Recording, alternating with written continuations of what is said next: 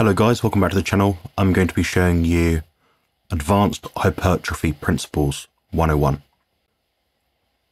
So to start, I'm going to give you a brief outline of what the principles entail, what the parameters are, and pretty much everything you should need to know, at least without a consultation with myself. So I came up with these parameters from a varying different array of angles. So what I basically decided was I wanted to come up with something for anyone that's advanced, which provides basically a happy medium to build muscle size while safely, effectively training in the gym in a conservative amount of time. So you're not spending like 20 hours a week in the gym. What you could probably do in this program is about 3 to 4 hours per week in the gym. That's probably about it. Now I've been training myself for about 15 years. So this is all encompassing everything I've been doing since that time. I've noticed that my training intensity has had to come up as I've become more advanced. My training frequency has reduced slightly. My recovery has had to be foremost on my mind. And from there, I've had to sort of train much harder just to get the results as an advanced bodybuilder. So a lot of this does come from anecdotes from serious resistance trainers and people that put in the work that tend to bust plateaus. And it is for the average genetic bro, like the gym bro, This isn't for someone on either end of the spectrum, so people with crap recovery or excellent recovery. This is for the average person. So, like I said, it's the safest, most efficient and logical methodology I can come up with. And what I would recommend is consultation with myself or Professor Bart Kay or Jerome Armstrong, who I've pinned together some of the ideas from these guys as well. This isn't to say that this is what they're putting forward or putting out. This is just me kind of guessing what they're kind of saying, extrapolating a bit and providing my own anecdotal experience. So this is a bit of a jumbled order, but you'll be able to put notes, type it all out on your computer while you're watching this. You'll be able to understand how I've come to these conclusions. So the first thing is, how quickly should I lift? 4 to 5 seconds in both directions seems a good kind of median range for a lot of people. I prefer people to lift the eccentric phase slower, so the lowering phase, just because you have about 30% more strength in that particular phase of the movement. Contrary to popular belief, there is no requirement for explosive repetitions for building muscle. There is science to support this, and it's not an outrageous claim at all. But yeah, if you look it up, you'll be quite surprised. It seems to be sport specific, at least, anyway. So how long should I rest between sets or workouts? The answer is as long as it takes. Building muscle is not building fitness. You're trying to do what's needed to build muscle tissue on your body. As an example, Mo Farah, long distance runner, he trains really often and he probably doesn't recover that much, but he's really fit. If you don't like that anecdote, I don't know, a short distance runner, a sprinter, they're really, really fit. But even when they're doing their resistance training, powerlifting kind of workouts, they're training specifically. So your training has to match that. What I might suggest to people is that they use their training frequency and rest period metrics to identify if they are or are not progressing. So what I find a bottleneck in a lot of people is the recovery side of it.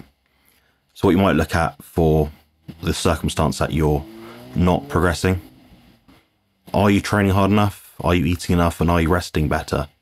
It usually comes down to that. Now, as you become more experienced, more advanced, your level of difficulty of training will have to incrementally increase with that. And what I notice with people online is that does not increase. They just train more. The intensity doesn't go up, but the frequency does go up. The volume does go up. So I'm going to touch on weak point training, which a lot of people ask me questions about. So why are they weak? In a lot of cases, it's just genetic. I mean, I've got one crap tricep and one good tricep. That's just it. You can't change the way a muscle is inserted. Now, you have to apply the correct movement with the correct technique.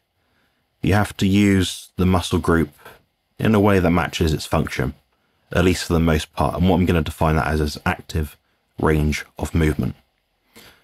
Also, you have to apply enough recovery and give your body enough food. It's simple as that. Remember, muscle tissue is expensive. Your body does not want to be carrying, in my case, 90 kilos of fat-free mass.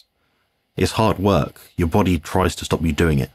But the thing is, you're applying all this training, tracking your food intake, you're trying to eke out all the results you can get. That's why you're watching this video, which is strictly for advanced trainers. And remember, with all that being said, experiment for yourself. I don't have the answers for you through a computer screen. I'm not going to know what you need to do. It's irresponsible of me to do that. But do consult with me privately on a frequent basis, and I'll be able to sort of guide you along the way. And that, therefore, you'll be in a much, much better state to build muscle.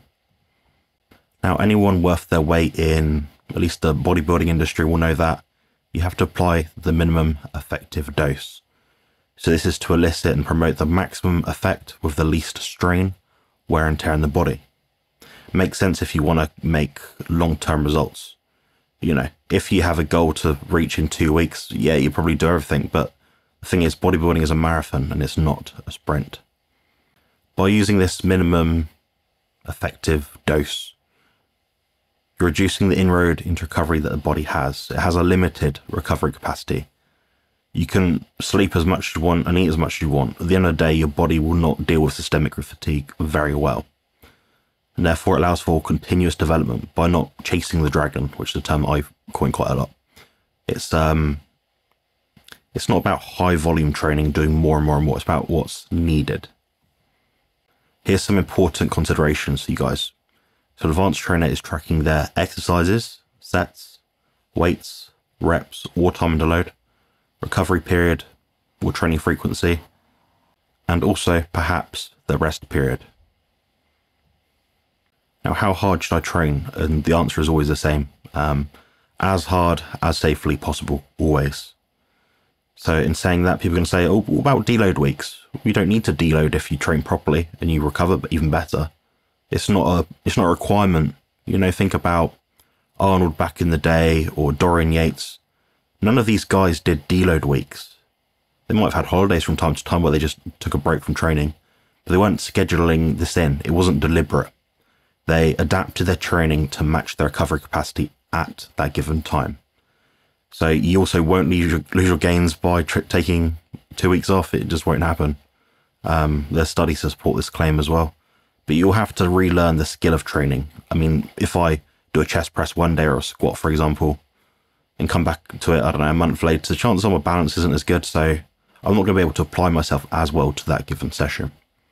And on that note, exercise execution is a skill. You're less likely to forget if you fine-tune your skill frequently. I mean, Olympic sprinter won't train or sprint once every month.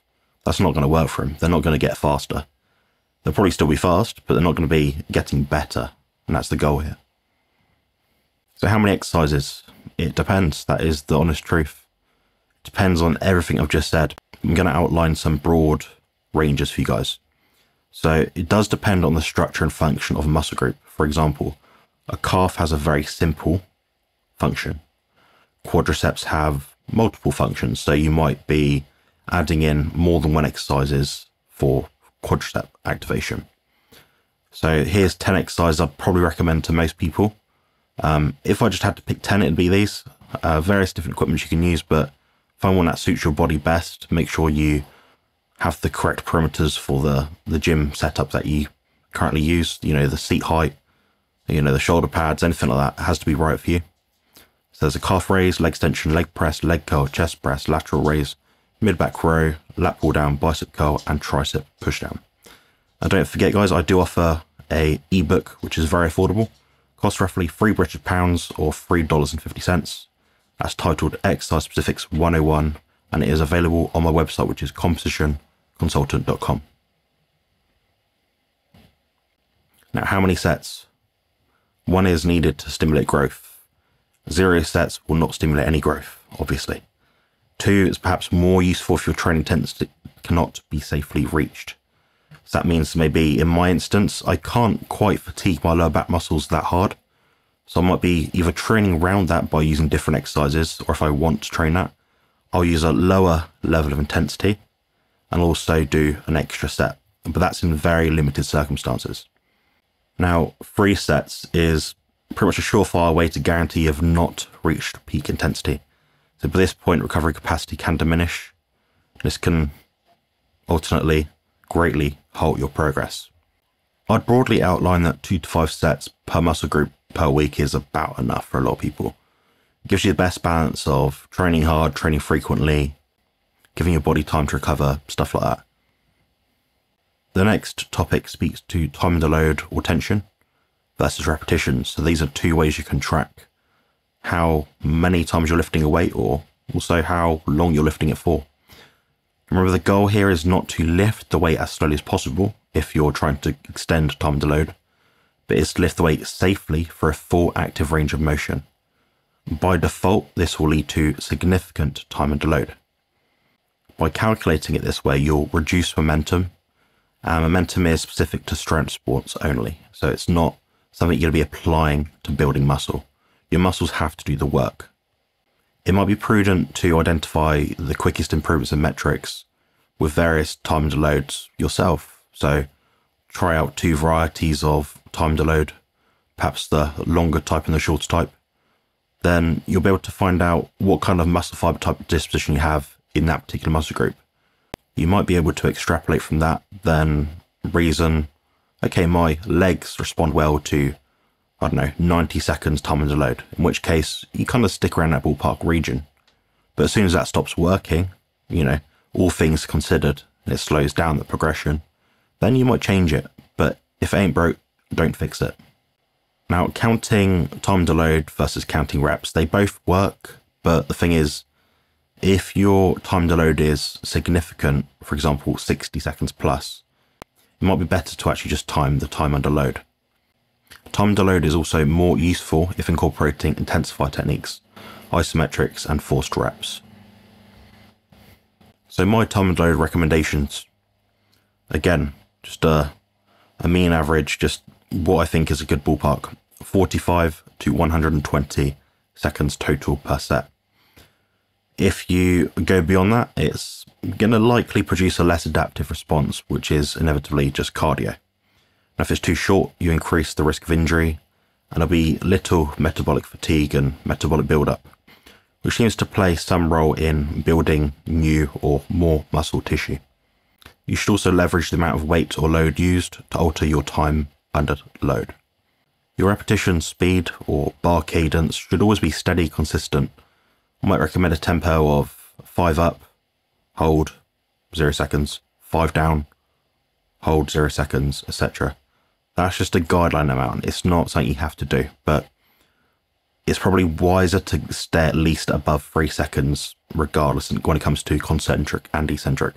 That's probably going to be a bit safer and better for your long-term training career. Now, how many reps do I recommend?